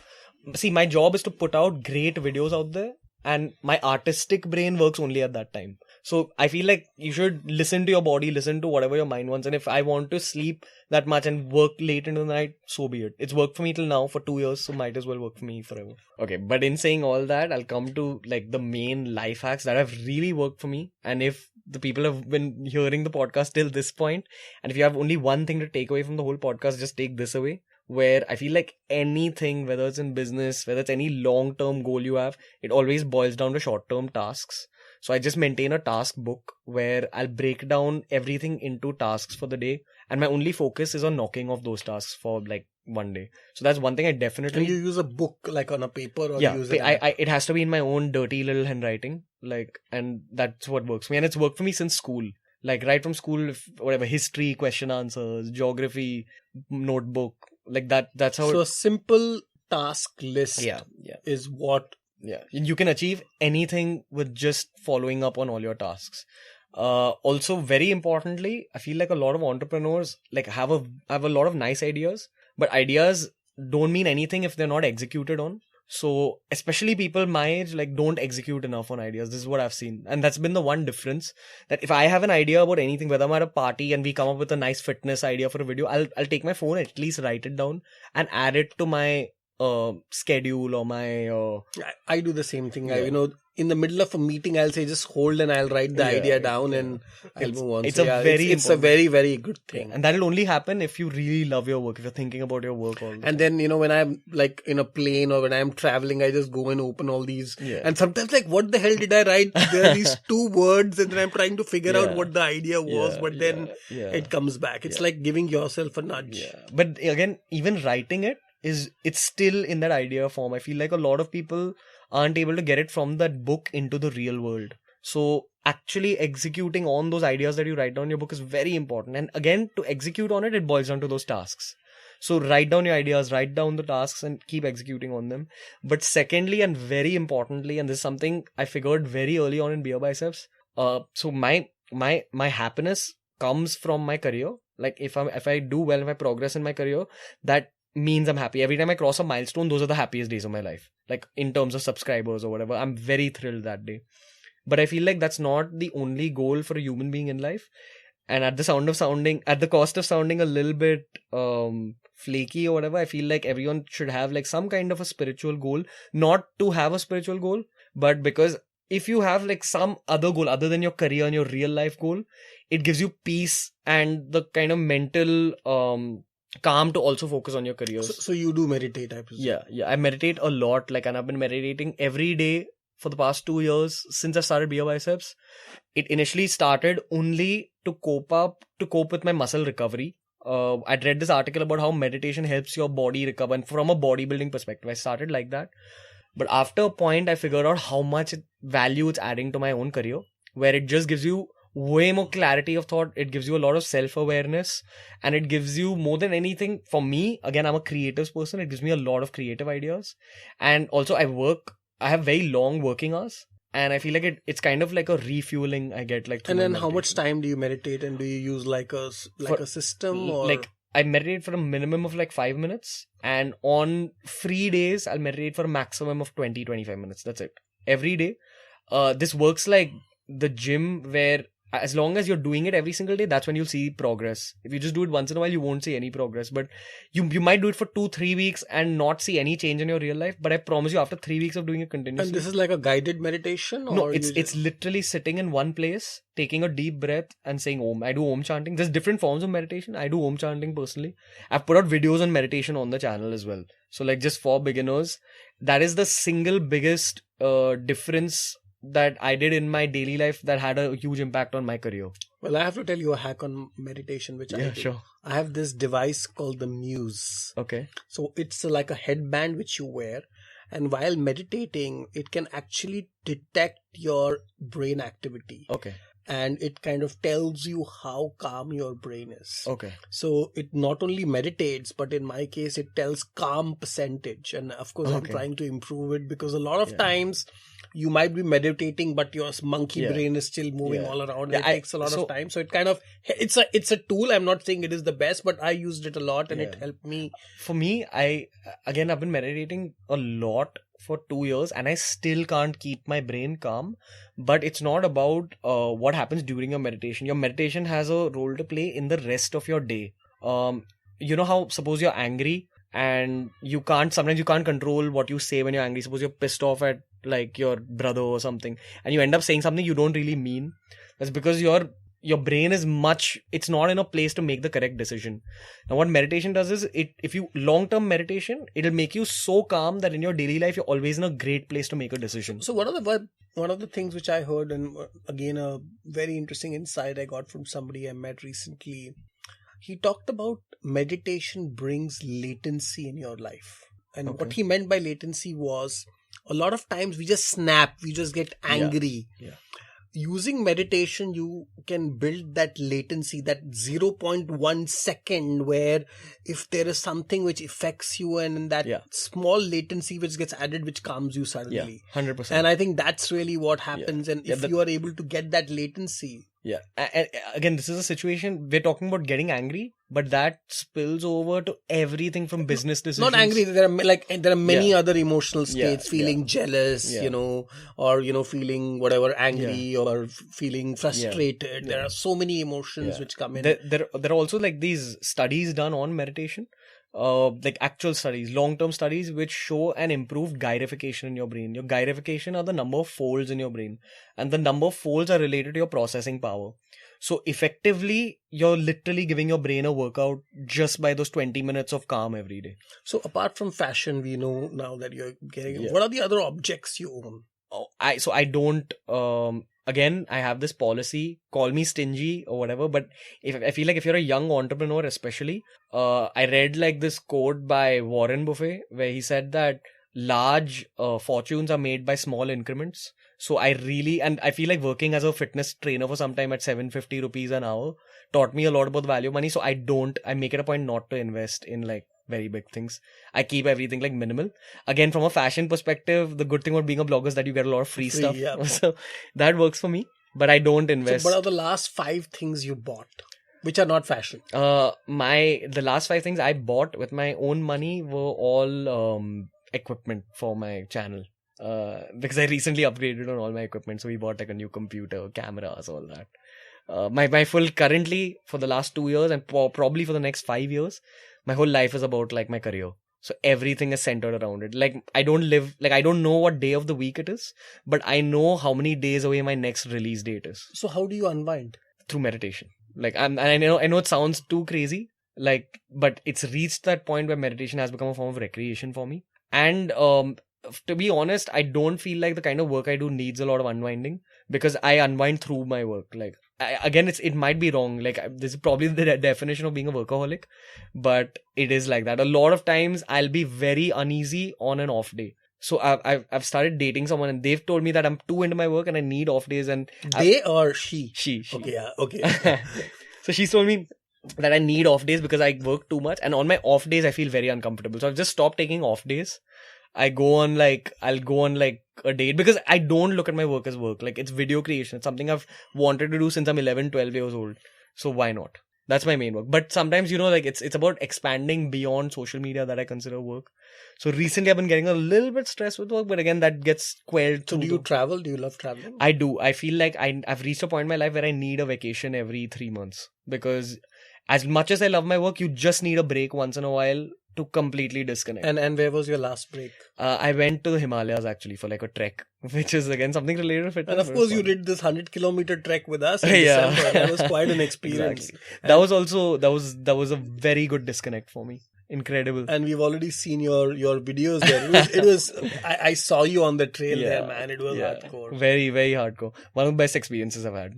And it changes you, right? I mean, you think it is possibly one of the most enduring thing anybody can 100%. And there was a point in that 100-kilometer trek where my brain just switched off and my body was working. You kind of go into a trance, and then your body switches off and your brain is working. It's incredible. Weird experience. But that's the main reason I wanted to do that trek, was to get that kind of extreme experience and see what your body's capable of. One book, one movie, and one song you recommend everybody.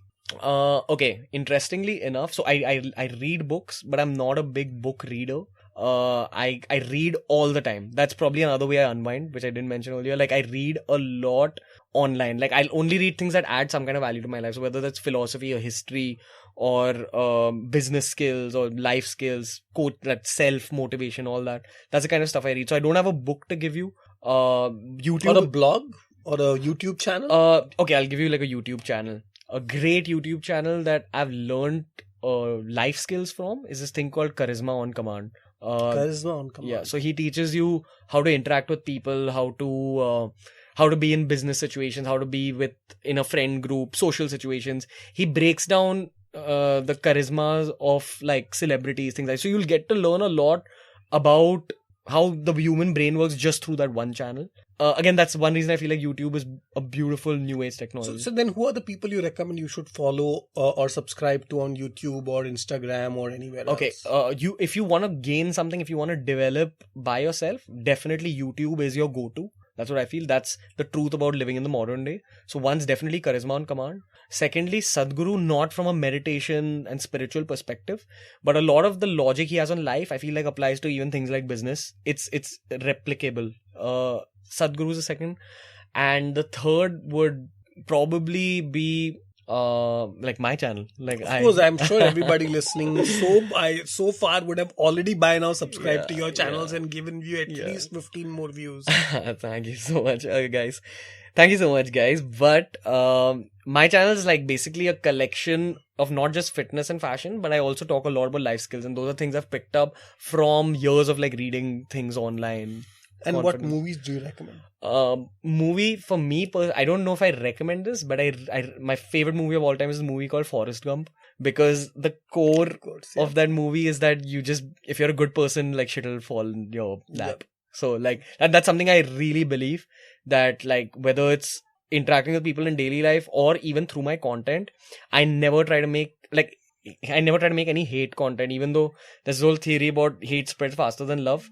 Now, you can argue that Amir Khan was like, in a way, a kind of hate content, but I didn't have any hate in my heart for him. Like, I didn't want to diss him. It was more about educating like the masses. And the third question was, there was some music. Okay. I listen to if I'd advise you guys to listen to music, a lot of Bob Marley songs have like some deep meanings behind them. So if you really want to get into self-development music, I'd recommend something like Bob Marley for sure. But personally, I listen to a lot of hip-hop and a lot of Bhangra. Yeah. I must tell you, Ranveer, it has been an absolute pleasure. And I can tell you, I'm guaranteeing you that we are going to bring you back on the show, because you're just 24 and I'm sure, in the next few years would have done so much more. Yeah, I hope all so. the very best. And Thank you so have much. My complete support in whatever you are doing. Thank you so much, sir.